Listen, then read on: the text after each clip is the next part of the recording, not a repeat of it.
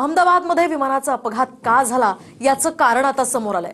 शेवटच्या 40 सेकंदात पायलट सुमित सभरवाल यांनी एअर ट्रॅफिक कंट्रोलशी कॉल दिला आणि त्यात थ्रस्टचा प्रॉब्लेम झाल्याचं सभरवाल यांनी सांगितलं।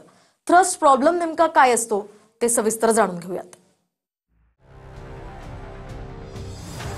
अहमदाबादवरून लंडनला जाणारं एअर इंडियाचं विमान कसं कोसळलं याचं कारण समोर आलंय। हे कारण आहे थ्रस्ट, अर्थात विमान हवेत उडण्यासाठी ताकदच मिळाली नाही।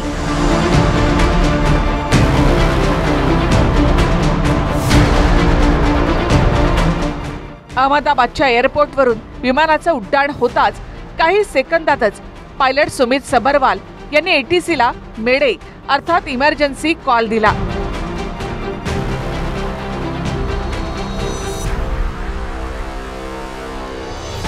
सहाशे 50 फूट उंचीवरून सभरवाल यांनी मेडे मेडे मेडे असा 3 वेळा नियमाप्रमाणे कॉल दिला।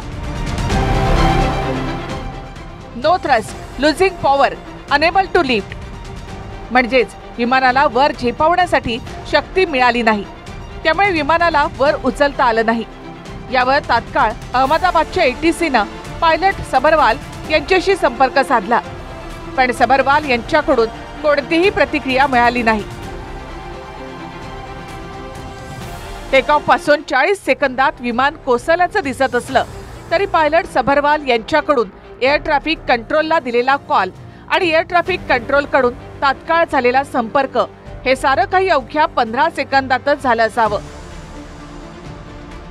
त्यानंतर सभरवाल यांना पुन्हा रिप्लायचा वेळच मिळाला नाही, कारण तोपर्यंत विमान कोसळलेलं होतं। 1:39 पर टेक ऑफ किया था और कुछ ही सेकंड्स में लगभग 650 फीट की ऊंचाई पर पहुंचने के पश्चात ये सिंक करने लगा, अर्थात ऊंचाई खोने लगा था। 1:39 में पायलट ने एटीसी को, अहमदाबाद एटीसी को उसने मे डे अर्थात फुल इमरजेंसी की सूचना दी थी। एटीसी के अनुसार जब उसने विमान से संपर्क करने की कोशिश की, उसका कोई उत्तर नहीं मिला। आता विमानाला थ्रस्ट न मिळाल्यामुळे अपघात झाल्याचं पायलट सभरवाल यांच्या इमर्जन्सी कॉल मधून दिसतं। थ्रस्ट म्हणजे विमानाच्या इंजिनद्वारे निर्माण होणारी शक्ती। थ्रस्टद्वारे विमानाला हवेत उडण्यासाठी ताकद मिळते। अगदी सोप्या भाषेत सांगायचं झालं तरी बाईकला जर ॲक्सिलेटर दिलं जातं त्याच पद्धतीनं विमानासाठी थ्रस्ट काम करतं, म्हणजेच थ्रस्ट शिवाय विमान उडू शकत नाही। आता थ्रस्टमध्ये प्रॉब्लेम कशामुळे होतो तर पहिलं कारण असू शकतं इंजिनामध्ये बिघाड। टर्बाइन ब्लेड तुटणं किंवा इंधन पुरवठ्यात अडथळा निर्माण झाल्यास थ्रस्ट कमी होऊ शकतो। इंधन समस्या, खराब दर्जाचं इंधन किंवा इंधन सप्लाय पाईपमध्ये बिघाड झाल्यास थ्रस्टवर परिणाम होतो। कंट्रोल सिस्टीममध्ये बिघाड, आधुनिक विमानं हे इलेक्ट्रॉनिक सिस्टीमवर अवलंबून असतात। जर थ्रस्ट कंट्रोल सिस्टीम किंवा सेन्सर्समध्ये बिघाड झाल्यास इंजिन थ्रस्ट देऊ शकत नाही। खराब हवामान, जास्त उंचीवर कमी हवेचा दाब किंवा अति तापमान असेल तरी थ्रस्टवर त्याचा परिणाम होऊ शकतो। जैसे ही टेक ऑफ हुआ है उसके बाद थ्रस्ट का कुछ ना कुछ प्रॉब्लम है।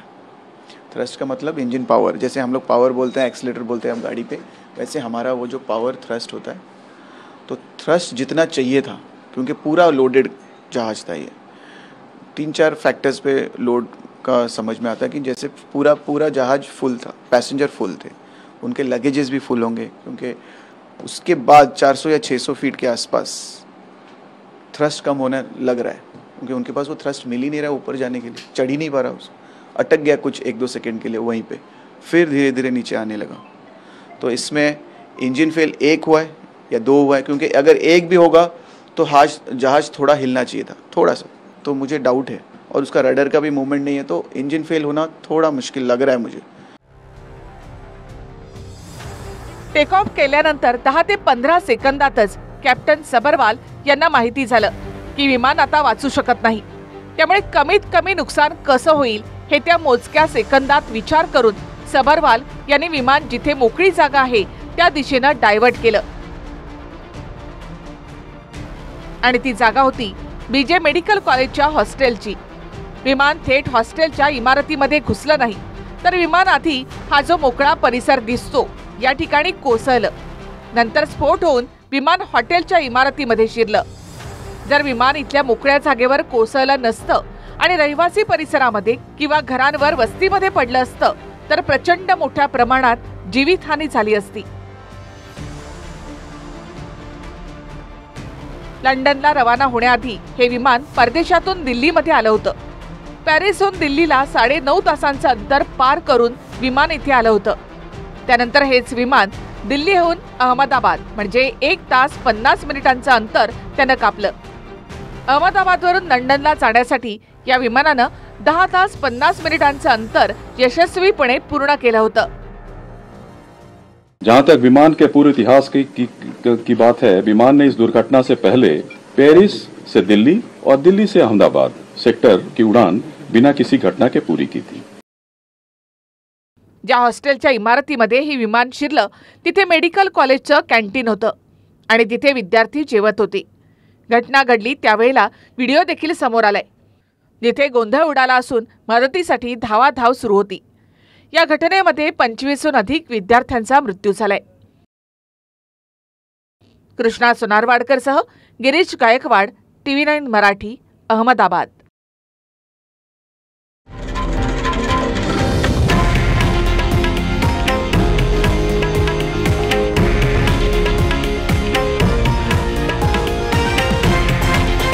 हे आहे देशातील नंबर 1 न्यूज नेटवर्क आणि आपण पाहत आहात TV9 मराठी, एकमेव।